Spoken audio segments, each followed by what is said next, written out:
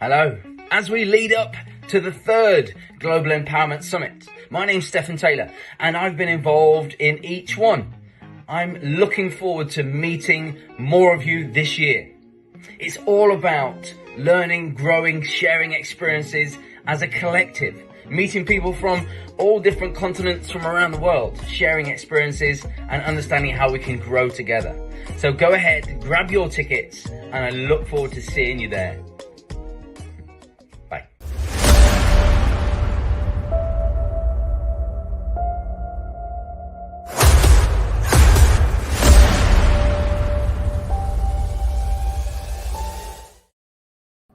Welcome back, guys. After a beautiful lunch, I'm here again, 4 p.m. Live with Crystal. You could see Stefan on the video. He will be also coming up tonight with a session. And I'm so excited to have all of you sharing all these amazing experiences, learnings, takeaways, wisdom nuggets. I just cannot say how much it means that you are here to empower others. So here we are with Crystal Asong, and I'm super happy to welcome you in the Global Empowerment Summit for the first time. I hope this will be just the beginning of a beautiful journey. I see already Krishan and you are tuning in to support you, and it's really, really nice to see everyone showing up for each other and creating this amazing experience. So Crystal, I'm really happy to have you here. And I would love the audience to get to know you better. So tell us a little bit about yourself, maybe even about your day. Let's get sure. back for this conversation. Yeah, sure. First of all, I would like to thank you first, Andrea, for giving me this opportunity to speak here with you on this session. It's my first time joining the Global Empowerment Summit, and so far I've met a lot of amazing people, getting to connect with all the other speakers, and it's been great. Very excited to be here, and I just want to acknowledge you for the hard work that you do, because it's no small feat to create, a 1 month long event. So thank you for providing us this platform to share our message and share what we have to say. So my name is Crystal. I'm from Malaysia. I'm a life purpose coach, a trainer, and also a speaker.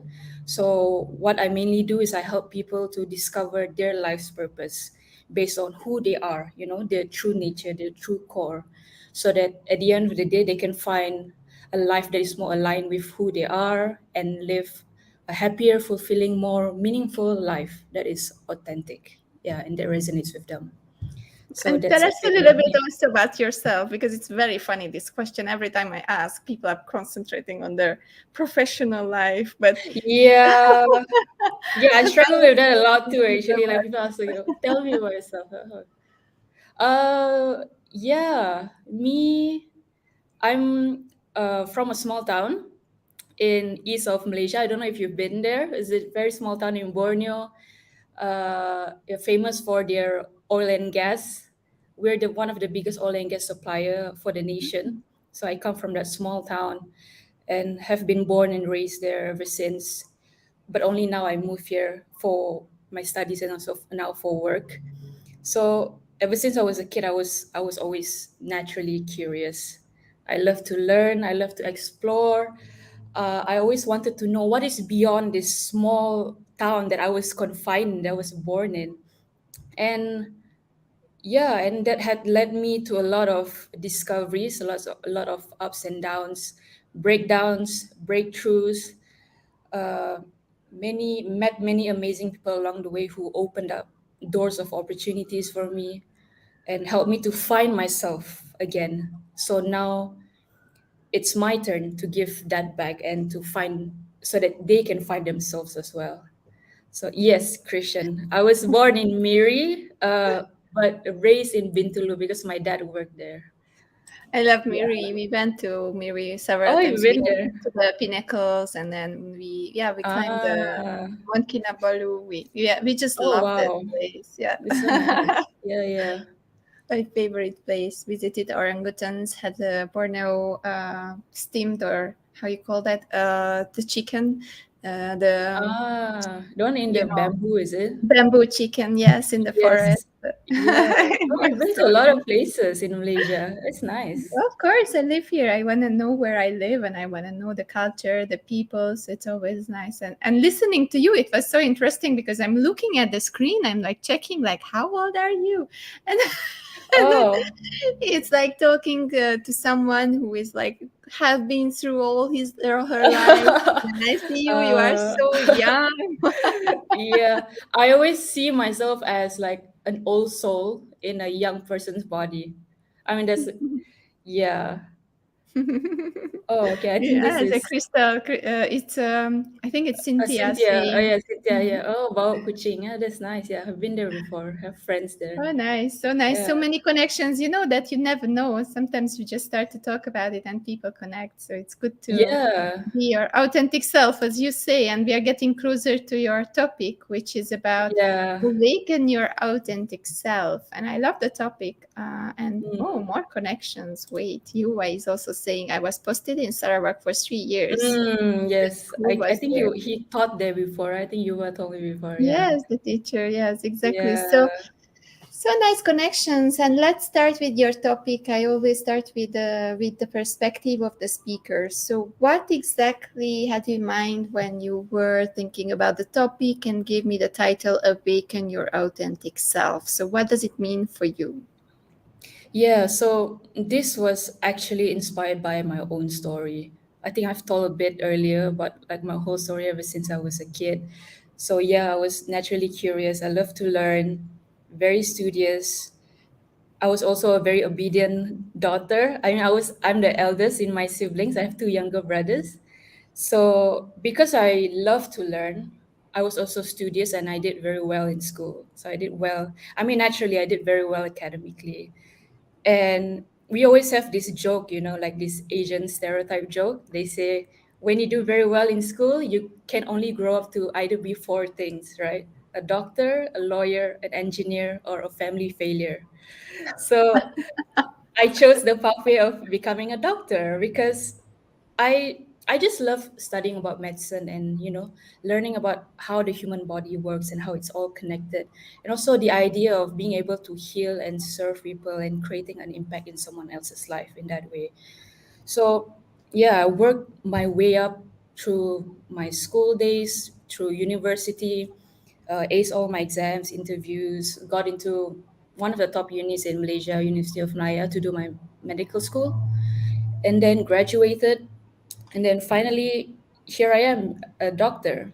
Like I've reached the pinnacle. Like I've been working towards this one moment my whole life, and I could see my parents' faces beaming with pride every time they introduced me to their friends.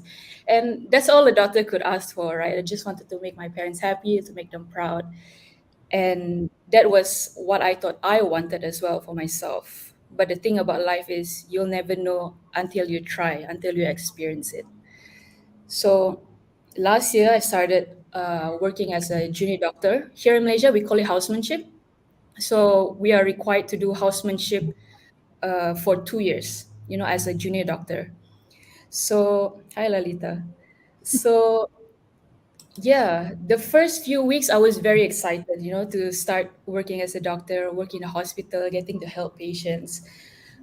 But then suddenly, after few months in, it finally dawned on me the kind of lifestyle that I was putting myself in. The lifestyle as a doctor, especially in a government hospital, is very restricted. The workload is, yeah, it's a lot of responsibility. The work culture, the working environment, I mean, some people they're okay in those kinds of careers, but for me it wasn't something that aligned with who I am and what I value. But I didn't know that at that time. It was only after a few months of deep inner work and self reflection that I realized that what my values were. So I really valued freedom and autonomy and getting to express myself creatively, and sharing what I have to say. Because, yeah, because I love reading, I love learning.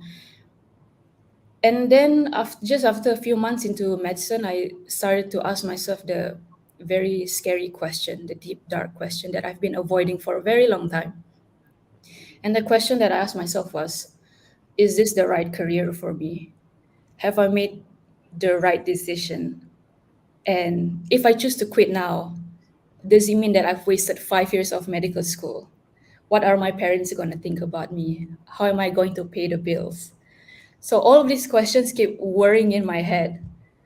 And but there comes a point where I finally, after just pacing back and forth for many, many months, uh, figuring out whether I should quit or not, contemplating on this decision, I finally just had this wake up call that I just have to take charge of my own life. There comes a time when, yeah, parents, friends, family, they can tell you what to do, but at some point, you have to be your own parent and make your own choices in life.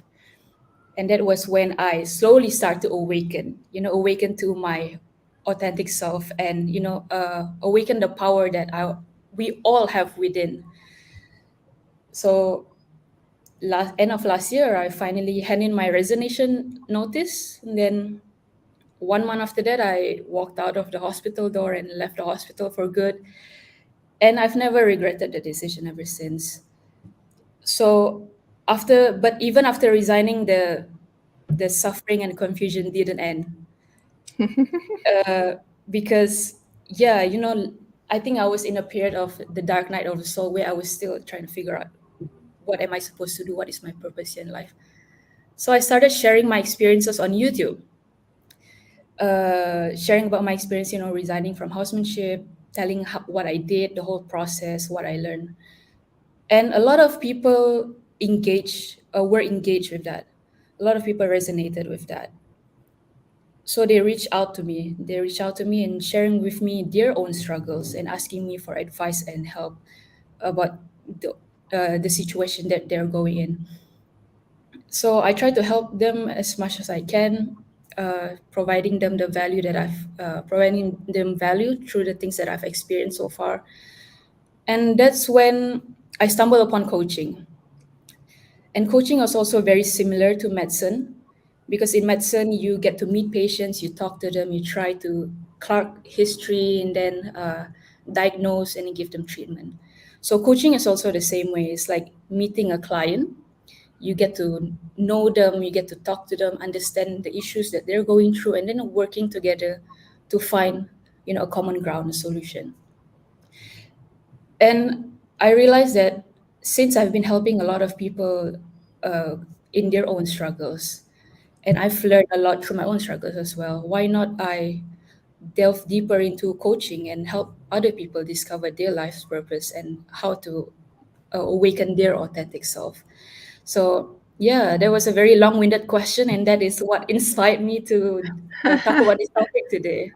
It's always nice to hear personal stories, so I'm always welcoming, because it's empowering to listen to other people's stories, because people can, just like what happened to you, relate to it, and then they are, oh, I'm in the same situation, so maybe I can do the same. So I really like this kind of education by experience and life experience that was very normal in the old times, when grandmothers and mothers and fathers and kids, they were together all the time, and they were sharing their experiences, and you were learning from it, and you were growing from it naturally, which doesn't really happen nowadays, because we are not as connected, we are not close, we are not spending as much time Yeah. together. So it's very inspiring hearing personal stories. So I guess this is also why it's so important for you, the topic, right? Because it has a personal Yeah. background. Yeah, something very that deeply resonated with me. And also something very interesting is it reminds me of the word passion. People always say follow your passion, find your passion. And we see the word passion as doing something that we love, right? Passion is something that uh, fuels us, that creates us this fire within us.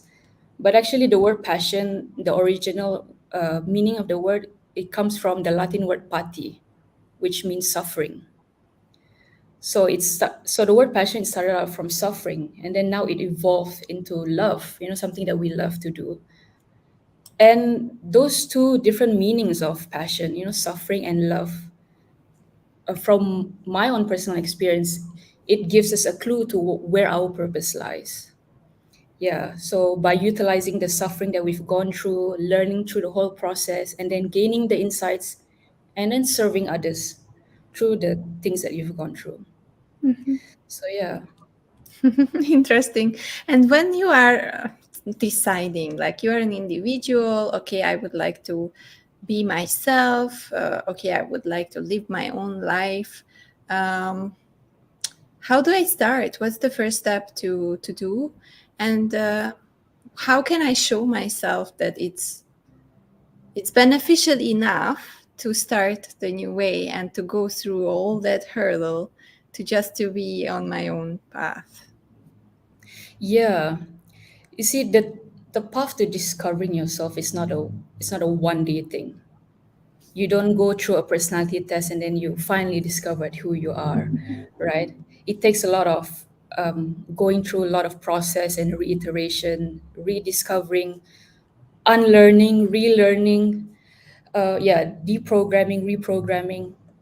And so I've come up with a framework that I usually teach my clients about how to live more authentically.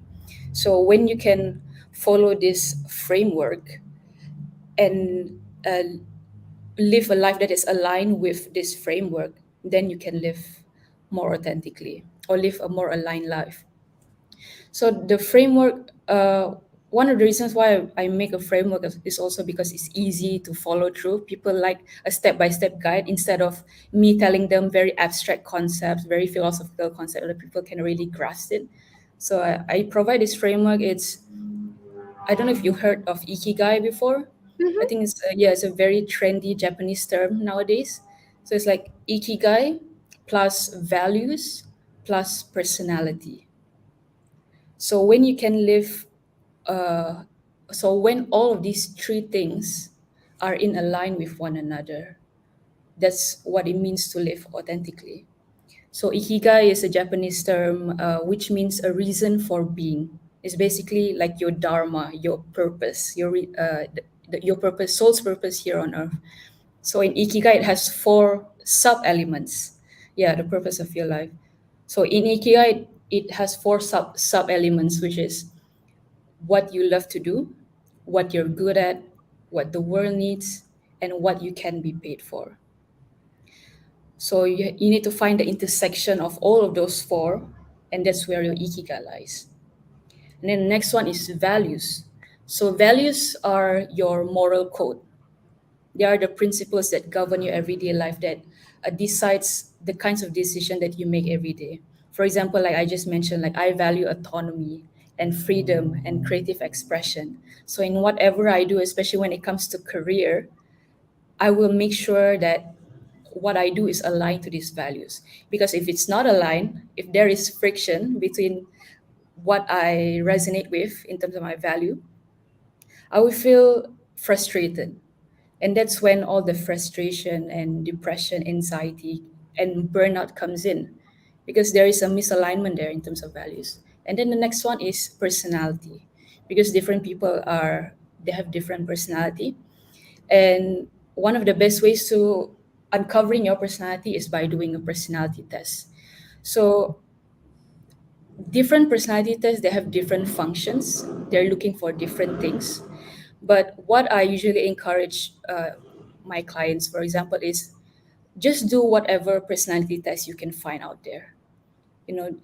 Whether it's Enneagram, MBTI, Holland Code, Strengths Finder, so whatever personality test. Because at the end of the day, this personality test is just to help you become more aware about who you are, your strengths, your characteristics, your skills, your interests, because we want to become more aware of ourselves and our true nature because everyone else is different and also the same in so many ways.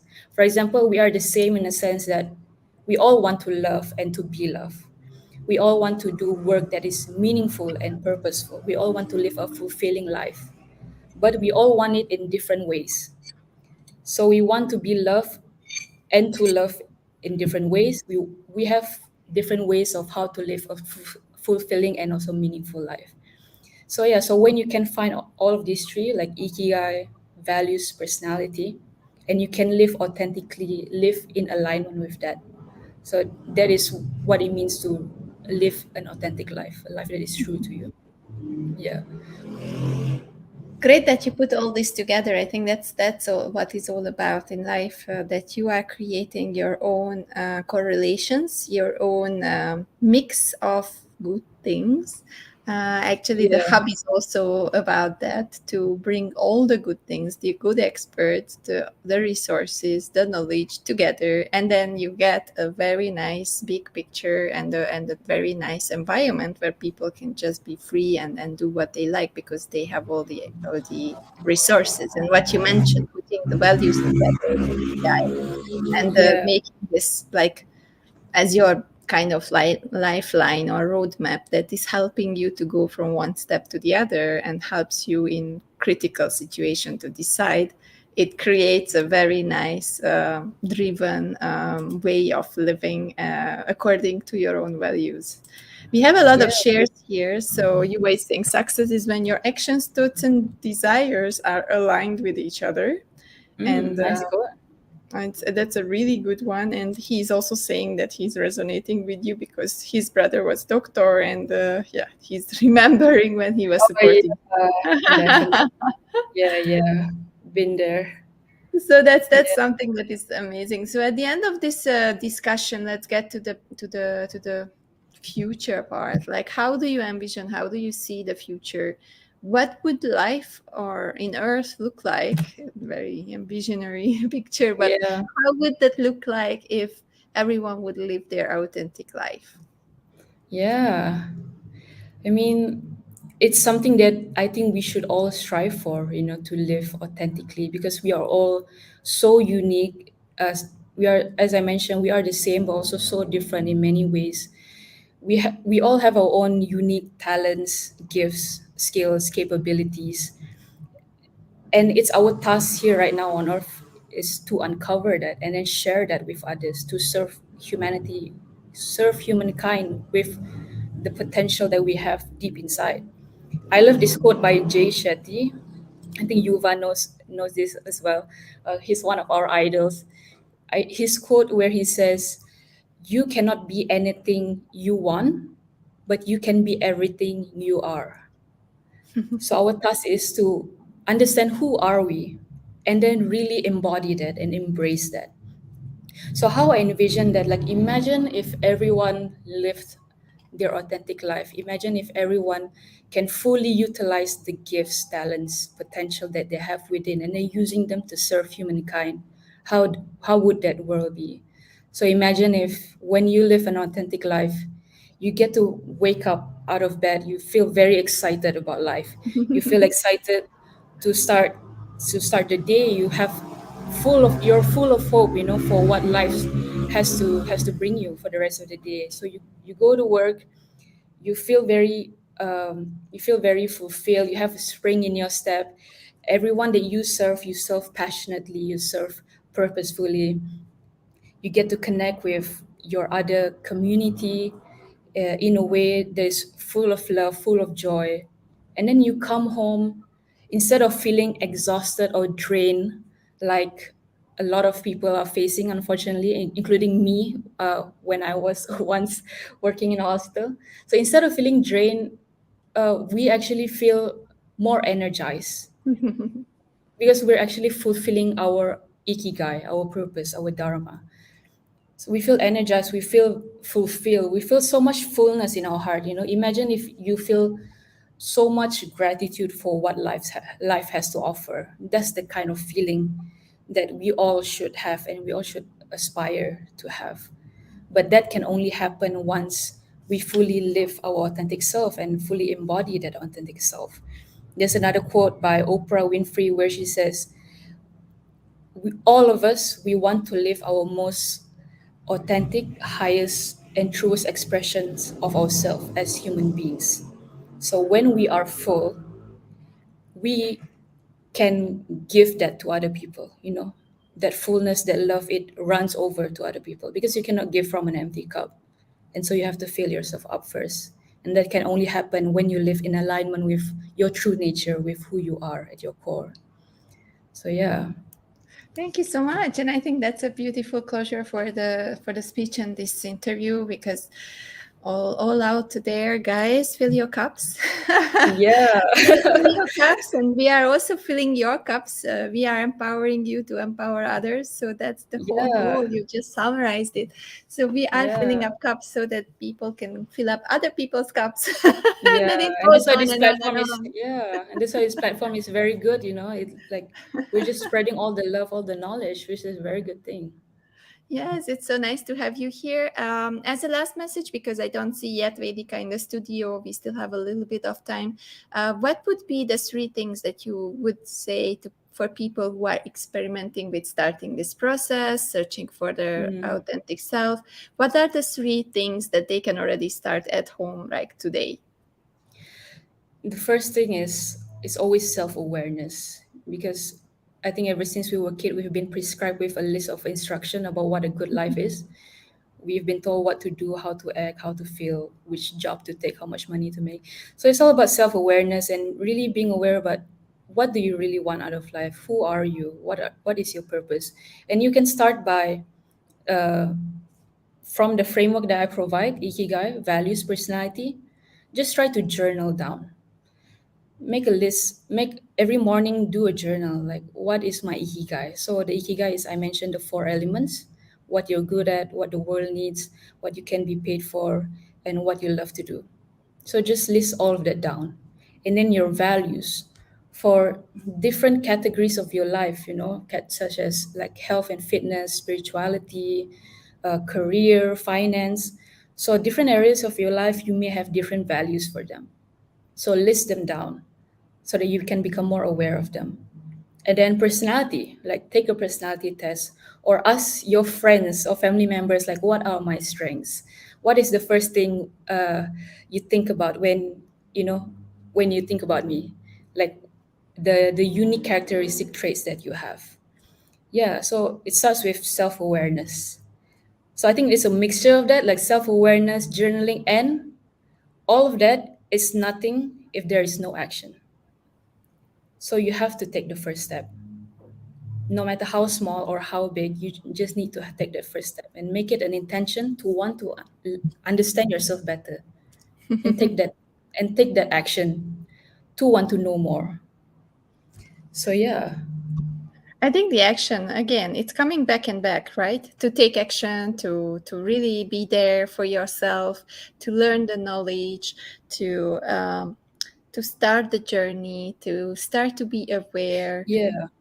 These are the main basic steps that the people can start and can already do. And journaling, it's also like very, very interesting. Like journaling is coming up with everyone, whoever I talk, that just Mm. writing it out, it gives you the feeling of putting it down on paper and enjoying the process and getting to know yourself a little bit, right? Yeah, it's not enough to just think in your head. You have to put it down because it slows your brain down, and you can think more clearly. So yeah, it's very important.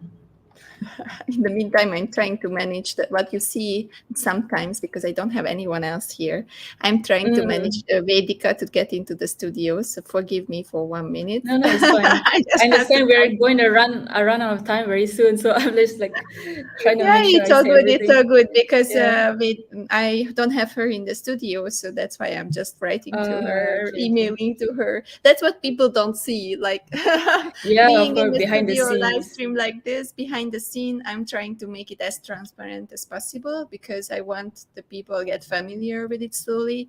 I want the Yeah, people to do it and not be afraid of it, because you see, it's still possible. We are still talking. You are still sharing. yeah, The yeah. person coming next is just joining the studio, and I see her already here. So this Okay, is a that's nice. process that everyone is just sharing. Yeah, yeah, Thank you of so much, course. Krista. It was an amazing share. Where can people search for you, reach out to you, and what exactly is the one thing that people should reach out to you?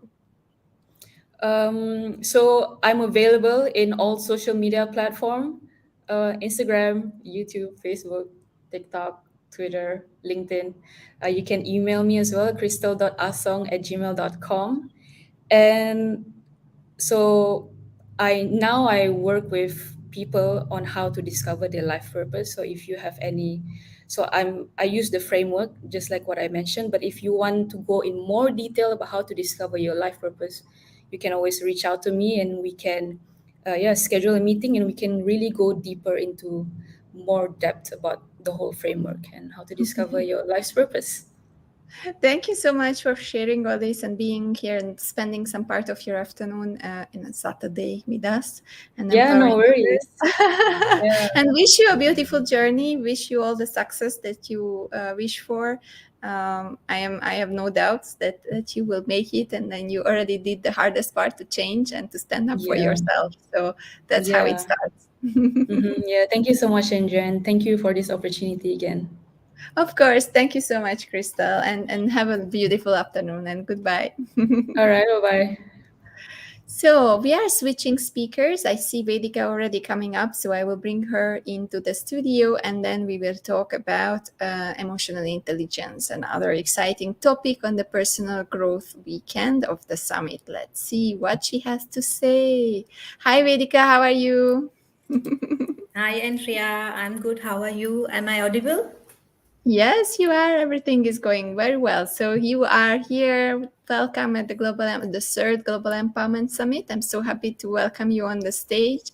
And we have an exciting topic to explore. We have around 25 minutes to do that. So, Vedika, let's get to know you better. Tell us a little bit about yourself. Sure. Before that, let me thank you to give me this opportunity, and I acknowledge you to bring up this platform. This is a marathon from morning back to back. Coaches from the different areas are coming with such a variety of topics. I'm really enjoying it and already learning it. It has been a very enlightening journey with you since last few days. About me, I'm Vedika. I am originally from India and connecting with you all lovely people from Abu Dhabi, UAE. Uh, Almost 2 decades of working with corporates, I decided to follow my long term interest, and that is to ask questions, to become a coach. I'm a very intrigued person from childhood. I loved to ask questions. Probably didn't know the right way to ask questions. Not offending people by asking questions, but then of course you learn in your life, in your journey, from various people, from various situations where you pass, you fail. How to do it better next time. So, as I said, I'm a very intrigued person and I love to ask questions and know more about a person's perspective and reason why they do what they do. So, over the years, while working with diverse people and having these people having different perspectives and ideas, I have learned the importance of effective communication. It is very important to have communication. My tagline is conversation helps. So you have to have conversations, in your life. And coaching helped me learn the importance of self-awareness, which is our today's topic. Also, the more you know yourself, the more deeply you explore, the more distinct the picture is of what you want, what you don't want, why you want something, why you don't want something. And accordingly, of course, you can set your goals, whether it is in personal life or a professional life, and you can plan. Uh, Strategize a plan to accomplish your goal, whether you have to learn few new skills, whether you have to unlearn something. It's not only learning, it's also unlearning something, making space, in your head, in your heart, to adapt a few new things, to move in your journey in your life. And I Right, chose this and path. it's a great introduction. I think that it gives us a very nice perspective on your life and who you are and what are you doing. And we will go way deeper into this, and we have some time to do so. But next to it, Tell us a little bit about your own story, like your empowering story, is if there is one. How did you become a coach? How is the move moving you from India to UAE, being all around the world? So that's something that we can all just connect with the audience like this, introducing you a little bit. Absolutely. Uh, I've been hearing stories, from the previous coaches who have come before me. Like them, I too come from a very small town. I did not had many opportunities, to come up with some different kind of education. Or some, it was a very general commerce. I'm a bachelor in commerce. I was married at a very young age, say 24, and I went through a very hard relationship, a very toxic relationship. And it is, I think, during that time when I learned about more about myself, especially, what I am and what I don't like, and about how my partner's behavior and certain other things in the family were not in line with my values. I was not able to use my strengths, and I was limited for so many things.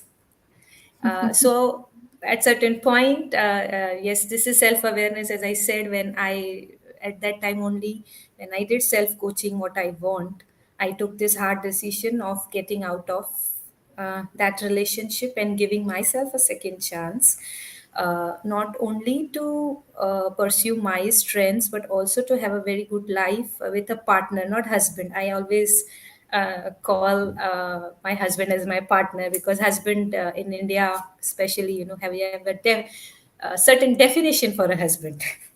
He's supposed to do that, wife is supposed to do that. No, I don't believe in that. I believe in partnership, and I'm very fortunate that this time I have a partner for my life. And that's how I came from India to UAE. During COVID, I was struggling to get a job, and then I met this wonderful person, coach from India, to with whom I worked as a virtual assistant. And then I actually came through what exactly coaching is, how it helps.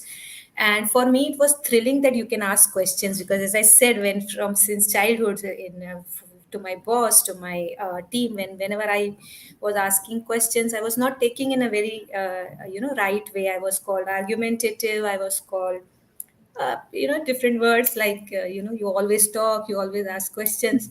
But then I love that you can learn, you can have the skill how to ask questions to help others, actually, to gain that perspective and to move into with a common goal. So that's my story. Love the story, and I always love these things. I think that will become also part of our collections here at the Empowerment Hub, about all the empowering stories throughout these last 3 years. I believe these are the stories that are changing lives, just like we said it with Krista earlier. So let's get closer to your topic. It's all about the beginning, and let's start with the first word, which is emotional intelligence, the most important word in this title. So what is it for you, and why do you think it's so important? And everybody knows that, people are called like you're intelligent. That is IQ. We have over the time we have developed that it is not only IQ, it is EQ also. That is emotional question. And as this name suggests that you are intelligent when it comes to the emotional state of yourself and those around you. It's not only you're intelligent about your own emotions, what you're feeling, why you're feeling. It's also about others. Turn the table around. If you're feeling something, someone else also can feel that thing. Just turn the table around, right? In coaching, I follow Daniel Goleman's model of emotional intelligence, and in his words, if I want to put, his emotional intelligence is a master aptitude, a capacity that profoundly affects, all other abilities, either facilitating them or interfering with them. And these key set of other abilities are, you can say, self-control, zeal, the ability to motivate oneself to persist in the hard situations, controlling the impulses. Your people are very impulsive. We automatically respond to something. It happens. It's a very automatic machine. The human body is a machine. It will automatically reply to that. So to control impulses, delaying your gratification, a person who can regulate moods and keep the distress from taking this ability to think and empathize with others. So in short, this is emotional intelligence. So we have emotional intelligence. We have also our own intelligence. We have so many different words to tell this about, like being receptive, by listening, by being very supportive, by understanding others. So there's so much in emotional intelligence. But when you are a person, I mean, not like born with it, I don't know how it happened, but I'm just over emotionally intelligent. I'm like really, really the person who can cry in a minute if I'm meeting someone who is in a bad situation, super sensitive. But how can someone who is not in that side of the equation, who is less emotionally sensitive, become emotionally intelligent? You see, it's a learnable skill, and starts with self awareness, as it is the part of our discussion today. When you acquire the skill of being able to perceive, reason with, understand, and manage your emotions. So this is both within yourself and from other people. This may include your family, your friends, colleagues, your supervisors in a professional setting. So let me just briefly describe this now. Perceiving emotions relate to how well you can identify what you are or someone else is. You can do with this like non-verbal signals, facial expressions, body language. Uh, so suppose someone is your boss is giving instruction, and you're like this or you're like this. So your boss will see your facial We'll know. expressions and will We'll know. see your reaction, Yeah. right? Yes, and someone else also, like your partner, your mother, they will know, like either you're liking it, you're not liking it, you're angry, you're getting frustrated, you're not interested. So this is perceiving emotions, and reasoning is how you respond internally with these emotions. Of course, I'll come to later to that part of externally also. Reasoning is internally, or how you're reasoning with what you're going through in a particular situation. What are your emotions? How are you reasoning with them? Then comes understanding. This includes how well you are able to perceive the meaning behind these emotions and interpret what is causing them. Right. After this, this is a very beautiful thing, that you facilitate your thoughts using emotions. Mhm. Yeah, when you know everything, it is to analyze and register this emotional information, and that can help you improve or enhance your decision making. You being rational to some other person, problem solving. You are able to what you say divide things into smaller things, and you solve the problem. And also considering others perspective. The last is managing your emotions. So it is how you respond externally to your feelings. Are you feeling angry, but is it like you're showing also? Or that you're feeling angry, but of course, you cannot tell something to your boss, oh, I'm angry at you. Yeah, You true. always We have can't, yeah. so many faces and so many masks that we are putting on. Especially, I got to know this since I moved to Asia, especially because the culture is so different, and there is this way of saving faces, and not being able, culturally being conditioned, not being able to tell what's on your heart. And when you come here, and it was a big learning for me that you have to, okay, slow down and adjust first, and not just say whatever is on your head, because it's just a different culture and you have to adapt. And it's a beautiful thing to experience, but it's also something that we have to learn, right? Yeah, I mean, being able to understand and display, emotional intelligence may give you the ability to help and manage yourself and other people also. See how leaders are able to manage such large teams. Some are managers for say 8 to 10 people. Some are leaders, managers for different teams also, different departments. How do they do that? How do they carry all these different people, not only from different culture, country, with a different mindset, right? Language is something else, I mean, but with a different mindset. How a leader is able to take all these people, say 50 people together, and go towards a certain goal of making this company, or making a sell a product, or anything you can say. So they have these skills, right? They understand what they want, they understand how these people are, which work to give to which person, how that person will respond. So when you are self-aware, when you know this, only then you can do this. And it's a saying I read somewhere: you can only change what you know, what you are aware of. Otherwise, you So cannot. how can we work on it? Because we were talking about this today. It's all about self-awareness. It's all about getting to know you, yourself, your personality, as Krista said, the ikigai, your values. It's the journey that is really like a deep self-exploration. But what are the practical things? What are the actual practices that people can do to become self-aware? Before that, I would like to give a small this thing about what self-awareness actually means it to me, or what the model I follow for the emotional intelligence. It is being aware of ourselves, our emotions, our triggers, our behaviors, and all our actions on a constant basis. It's not today you know and tomorrow you don't know, or when you are in office and you don't know when you are with your family. So it's on a constant basis, being aware of where you are, what you are doing, how you are reacting to others or some situations. See, we all have our strengths and limitations, and understanding and analyzing those can help in self development, right? Everyone at some point in a life feels a need to change, learn something new skill, whether it is in personal life or a professional. Now you can, as I said, you can only change of what you are aware of. So knowing yourself, and what and how much to change or adapt is very important.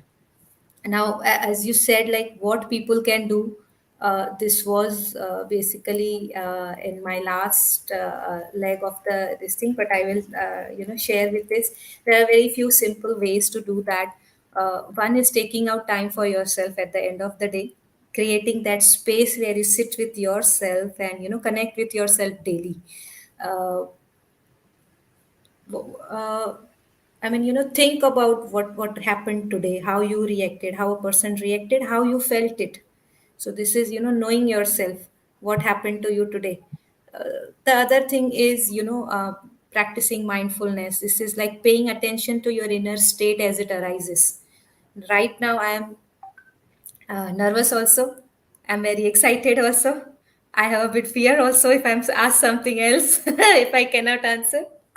I'm very conscious about all these feelings. So this is, being aware of your thing, trying mindful talking, walking, eating, listening. Listening is so important, when you are being self-aware, not only to yourself, but externally also to other people. Journaling is also a very important thing in this. Many people have this habit of journaling what happened to them today, how they felt. Now when you do that, you know what you're not liking, or what are your triggers, or what made you angry, sad, frustrated, agitated, any word you can use. When you have that record, you know that this is not something you want in your life, or in your a particular daily life. Then then you can action on what you can do to avoid that. Then you can come up with what can you do to avoid it, how to avoid that. Whether you have to change something inside you, or it is something happening outside you, the environment, of course, uh, contributes so much to what you're feeling, to what is happening to you on a day-to-day basis. So once you know that, only then you can take some action to change that. And as I said, practice listening, listen to what other person is saying, try to understand why they are saying that. And one another important would be, gaining a different perspective. I always, whenever I'm taking a coaching with a client, and somewhere, with every client I have come across this, that they will say, I know this is not good for me, I know this is not working for me, then what do I do? Like that. And my only thing is, turn the table around. If you have to gain a different perspective, just turn the table around. Now you are on the this side, and some other person is on your seat, so see what is happening. It's a great picture. So now we know what is emotional intelligence. We already know how to be emotionally intelligent. We also know about self-awareness. We know how important it is in our lives, and we started to get some practices on how to work on it. And because we have only 5 minutes left, I would like to ask you the question of some examples of high and low self-esteem. So what are those things that how can we recognize which one we have or where we are at in a given moment? Yes, some examples of high IQ, as I mentioned, leaders. You can, on a daily basis, you can see that they are the who focus on personal developments on a continuous basis. Acquiring these skills and empowering others by delegating tasks, giving all these responsibilities, and taking them together. Through to a common goal. Other some examples at work can be, people are expressing themselves openly and respectfully, without fear of offending coworkers. Sometimes, someone say, if I say this, she will not feel good. She may not talk to me again. But then you are suppressing, what is your feeling, what you are not liking. So this is also an emotional intelligence, that without fear of offending coworkers, respectfully, you can share. Uh, then again, active listening in the meetings is a norm at workplace, and you can see the creativity in a certain environment, that there are so many people, say 100 people working, and every creativity, every person is celebrated for their success, for their milestones. Now, however, some few examples where there are low levels of EQ. You can say a person with a low EQ will likely have emotional outbursts. Now, I have come across few people who cry when they are angry. They don't get angry, they don't throw few things or argument, they cry when they are angry, because there is so much suppression of that feeling. And typically, that gets out of the proportion, or to the situation at hand. Then people with low IQ may have difficulty listening to others. They can become argumentative, and blame others, not seeing what they can improve and how that situation can be taken, but they will blame others. They are very sensitive, taking at this stonewalling. This is a word, refusing to see other people's point of view. I love the example we already depicted, also from this perspective, the emotional intelligence. And then at the end, I remember that you wanted to mention some kind of movies. And I love movies, especially, I don't know, um, I'm always watching the Bollywood movies. I don't know, I feel connected to them. So every single time I see something new, I'm always going for that. But what is the movie that you think it's depicting or picturing us the emotional intelligence and how it is in its action? Well, I have not come across any Bollywood movie. Probably I have not seen. I'm much more into reading books, podcast, and all. But when I was researching about or learning about this emotional intelligence, I came across few pictures, and I actually went ahead and watched that. Few of them are Inside Out, Room, Birdman, but my personal favorite is Pursuit of Happiness.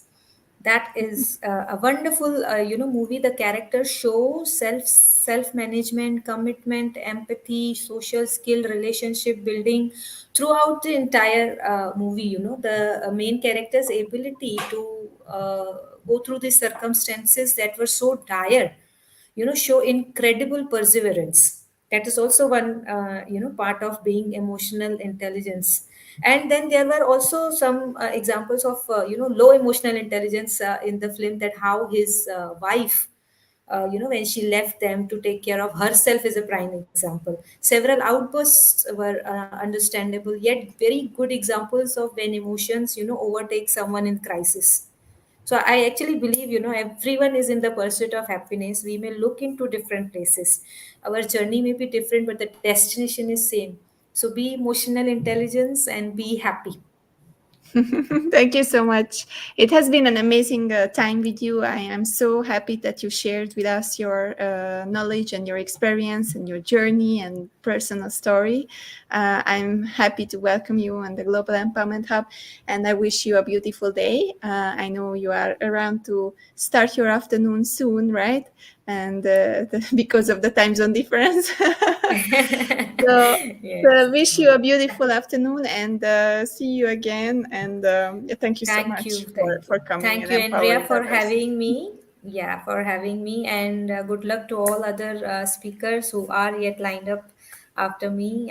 Till the 28th November, I will try to catch up the most I can. Thank you so much. Thank you so much, Vedika. Bye bye. Have a beautiful day. Bye bye. Same.